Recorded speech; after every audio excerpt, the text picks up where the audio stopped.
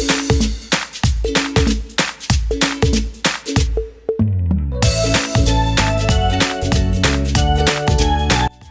nama saya Vinta Jaya Putri, NIM 1801053 dari kelompok 12. Assalamualaikum warahmatullahi wabarakatuh. Saya Salsabilah dengan NIM 1801074 ingin menjelaskan materi kimia bahan alam tentang asetogenin. Selamat menyaksikan. Pembahasan kita yang pertama mengenai pengertian asetogenin atau juga kita kenal sebagai Annonaceous acetogenin atau disingkat sebagai AGS. Asetogenin ini merupakan metabolit sekunder dari keluarga Annonaceae. Asetogenin disintesis melalui reaksi antara asam asetat turunan polisakarida yang memiliki rantai panjang pada asam lemaknya, yaitu 35 sampai 39 atom karbon. Sifat dari senyawa ini berupa rantai panjang alifatik dengan gugus hidroksil dan asetil karbonil serta cicin 1-3 tetrahidrofuran.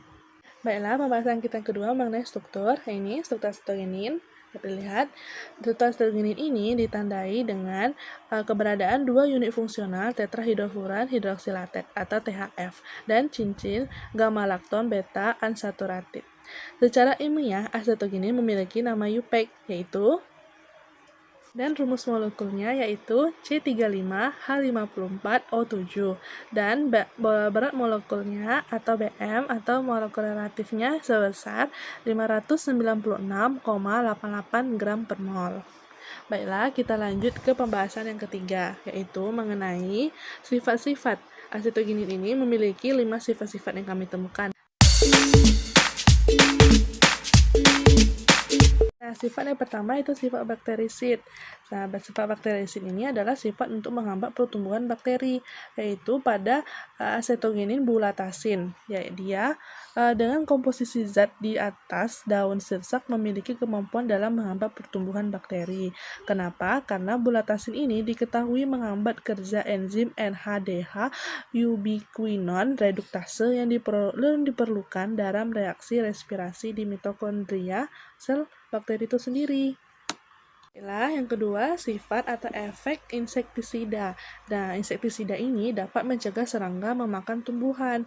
Hal ini dikarenakan efek toksisitas dari asetogenin itu sendiri.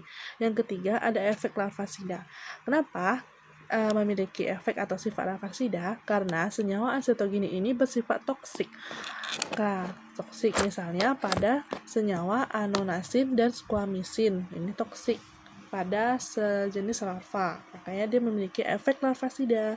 Yang keempat, yaitu efek sitotoksik. Nah, efek sitotoksik ini paling terkenal dalam keluarga asetogenin, dalam keluarga Annonaceae, yaitu senyawa asetogenin ini. Nah, Annonaceous acetogenis merupakan senyawa yang memiliki potensi sitotoksik. Senyawa sitotoksik merupakan senyawa yang dapat bersifat toksik untuk menghambat dan menghentikan pertumbuhan sel kanker. Selanjutnya, atau yang terakhir, sifat antioksidan. Terdapat kandungan senyawa fenolik alam yang potensial sebagai antioksidan. Baiklah, pembahasan kita selanjutnya tentang penggolongan, yaitu sistem klasifikasi asetogenin dibagi menjadi 10 subtipe. Nah, dapat teman-teman lihat sendiri ya, penggolongannya ada 10. Ini. Nah, berikut ini merupakan gambar strukturnya. Ada beberapa aja. Nah, ini adalah komponen kimia dalam asetogenin. Cukup banyak ya.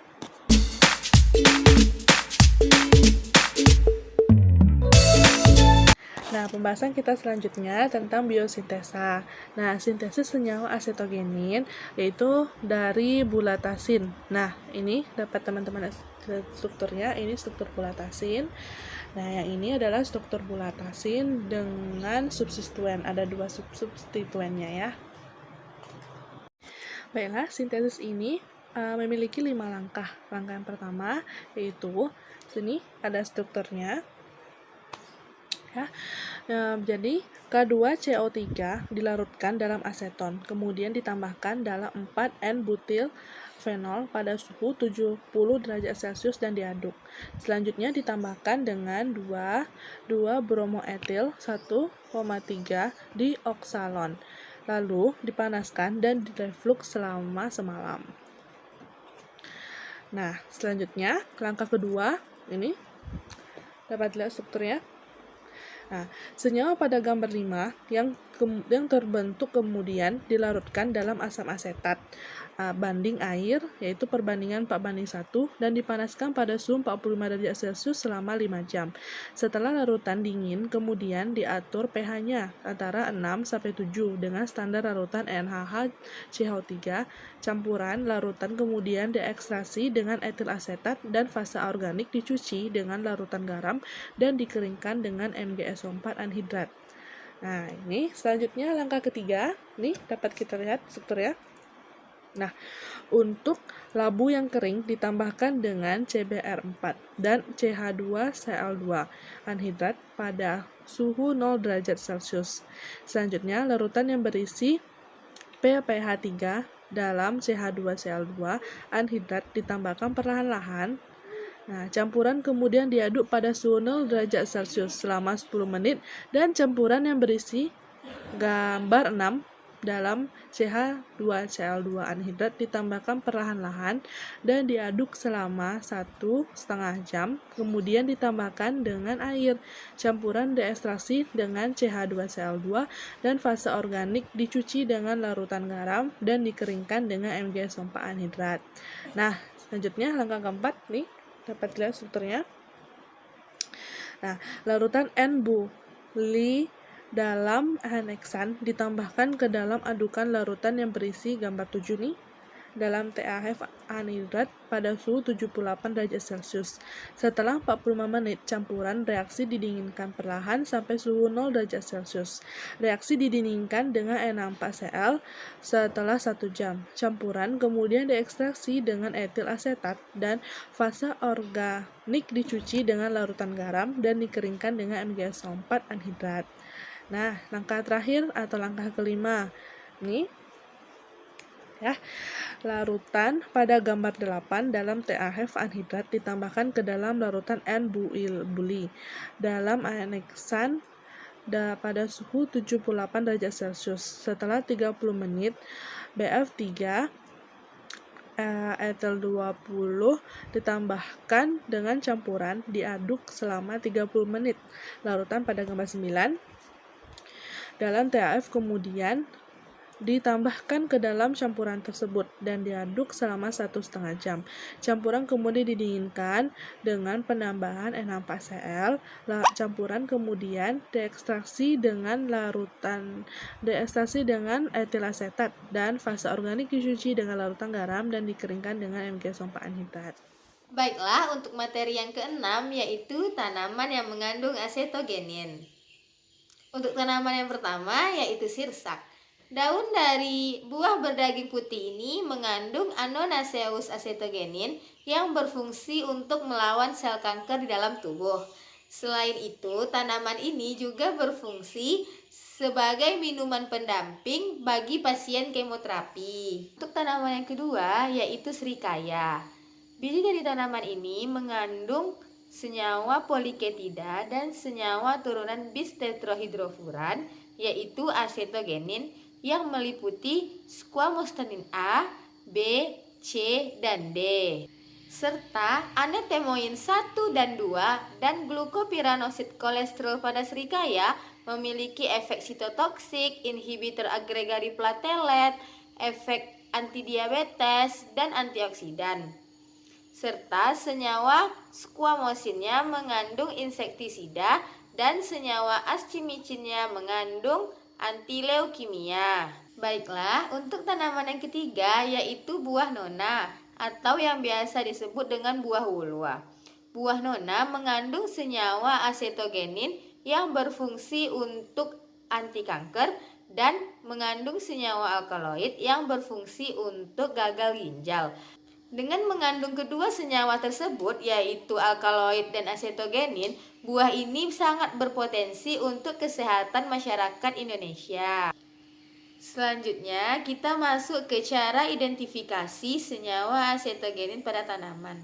Pada identifikasi kualitatif kita menggunakan 3 pereaksi, yaitu yang pertama kita menggunakan pereaksi Wagner, yang akan menghasilkan endapan berwarna coklat, pereaksi Mayer yang akan menghasilkan endapan berwarna putih, dan pereaksi Dragendorff yang akan menghasilkan endapan berwarna jingga. Lalu untuk uji identifikasi yang kedua, yaitu karakterisasi menggunakan alat infrared. Setelah alat infrared diatur sedemikian rupa, sampel dilarutkan menggunakan metanol. Setelah itu, sampel diteteskan pada pelet KBR, lalu dimasukkan ke dalam alat infrared untuk diuji identifikasi senyawa asetogeninnya. Baiklah, untuk materi selanjutnya yaitu cara isolasi dari tanaman. Cara yang pertama yaitu ekstraksi sampel berupa serbuk halus dari biji tumbuhan sirsak sebanyak 5 gram. Diekstraksi dengan cara maserasi memakai pelarut aseton. Maserasi dilakukan selama 3 kali 24 jam dengan setiap 24 jam sekali ekstrak diaduk dan dimaserasi lagi dengan aseton yang baru. Prinsip dari metode maserasi yaitu pengikatan atau pelarutan zat aktif berdasarkan sifat kelarutannya dalam suatu pelarut. Penyaringan zat aktif yang dilakukan dengan cara meredam serbuk simplicia dalam cairan penyari yang sesuai selama 3 hari pada temperatur kamar. Terlindung dari cahaya, cairan penyari akan masuk ke dalam sel melewati dinding sel. Untuk cara yang kedua, yaitu ekstrasi asetogenin. Metode yang digunakan yaitu metode sokletasi. Prinsip kerja dari metode ini adalah sampel ditumbuk halus dan ditempatkan dalam kantong berpori yang terbuat dari kaca yang kuat, ditempatkan dalam ruang dari alat soklet, pelarut dipanaskan, kemudian uap dari pelarut dikondensasi dengan menggunakan kondensor. Kemudian uap kontak dengan pelarut sehingga pelarut yang bercampur ekstrak bergerak menuju ke pipa kapiler. Kemudian cairan meningkat, lama-kelamaan akan memenuhi pipa kapiler. Kemudian pelarut yang bercampur dengan ekstrak turun menuju labu destilasi. Proses ini terjadi secara terus-menerus dan dilakukan sampai pelarut dari pipa kapiler tidak meninggalkan residu saat menguap. Oke, cara yang ketiga yaitu difraksinasi asetogenin. Serbuk sirsak dimaserasi menggunakan pelarut etanol 95% selama 72 jam dengan mengganti pelarut setiap 24 jam sekali. Ekstrak etanol yang diperoleh diuapkan pelarutnya menggunakan rotary evaporator. Selanjutnya difraksinasi dengan campuran diklorometana dan air dengan perbandingan 1:1. Fraksi diklorometana difraksi menggunakan N-heksanan metanol dengan perbandingan 1:1. Fraksi metanol dievaporasi dan dialiri gas N2 untuk menghilangkan metanol. Untuk uji isolasi yang terakhir yaitu uji KD. Fraksi metanol dipisahkan dengan kromatografi lapis tipis atau KLT menggunakan metanol dan diklorometana dengan perbandingan 4,5:0,5. Noda yang terbentuk disemprot dengan reagen KD yaitu 3,5 dinitrobenzoat dan KOH dalam metanol. Baiklah, sekarang kita masuk ke pemanfaatan asetogenin di bidang farmasi. Buah sirsak selain bisa dikonsumsi juga bisa digunakan sebagai bahan baku obat, baik itu obat herbal maupun obat langsung. Buah sirsak banyak digunakan sebagai obat anti kanker karena buah sirsak bisa mengobati kanker tanpa merusak sel sehat. Buah sirsak juga bisa dimanfaatkan dalam kesediaan farmasi. Contohnya itu bisa dibuat dalam bentuk sediaan sampo yang digunakan untuk mengobati kutu kepala dan ketombe, bisa digunakan untuk pembasmi pestisida yaitu pembasmi hama pada tumbuhan, bisa digunakan sebagai salep untuk mengobati herpes mulut dan penyakit lainnya, dan juga bisa digunakan untuk ekstrak. Kita masuk ke pembahasan yang terakhir, yaitu sediaan farmasi yang mengandung senyawa asetogenin. Baiklah, untuk sediaan yang pertama yaitu ekstrak minyak daun sirsak. Yang kedua yaitu sari daun sirsak. Yang ketiga yaitu kapsul ekstrak manggis dan daun sirsak. Baiklah, untuk sediaan yang keempat yaitu teh daun sirsak. Dan sediaan yang terakhir yaitu sirup ekstrak manggis dan daun sirsak. Oke, sekian video dari kami. Semoga bermanfaat. Tunggu video selanjutnya ya. Dadah.